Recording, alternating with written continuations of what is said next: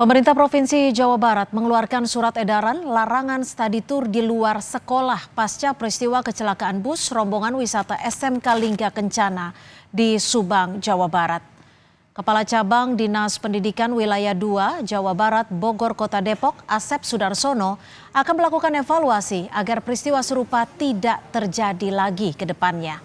Selain itu, pemerintah Jawa Barat juga mengeluarkan surat edaran larangan studi tur di luar sekolah pasca peristiwa kecelakaan maut bus rombongan wisata SMK Lingga Kencana yang menyebabkan 11 orang meninggal dunia.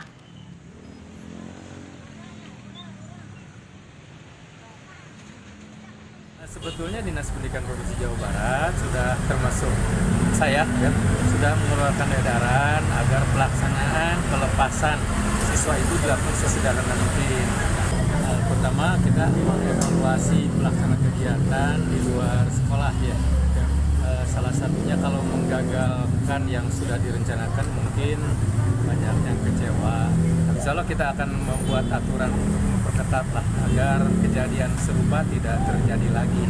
Ini kan merugikan banyak pihak, orang tua, sekolah, dan juga dinas pendidikan.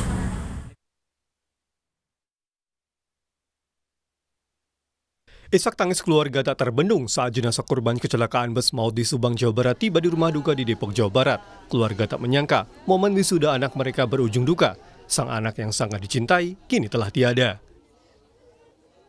Bagi keluarga Desi Yulianti, salah satu korban tewas dalam kecelakaan maut di Subang, Jawa Barat, kejadian ini seperti mimpi buruk yang tidak pernah terbayangkan. Desi yang merupakan anak tunggalnya sempat berkomunikasi beberapa saat sebelum kecelakaan dan berharap pulang dalam kondisi baik. Namun kini keluarga harus berpasrah diri mengantarkan sang anak berpulang ke Yang Maha Kuasa.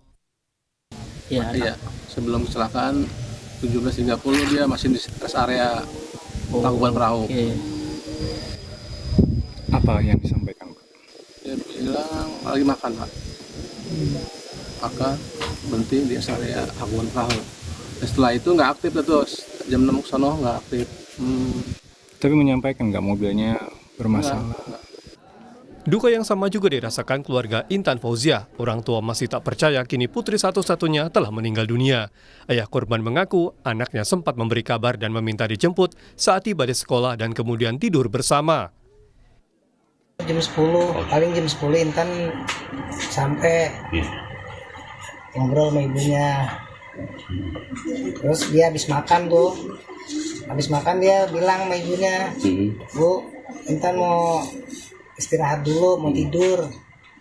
Ya udah, habis begitu minta dikelarin ini nih kasur, mau tidur bertiga sama saya. Yang biasa kalau tidur kan bertiga sih. Komite Nasional Keselamatan Transportasi menduga ada perubahan spesifikasi badan bus pengangkut siswa yang mengalami kecelakaan di Subang.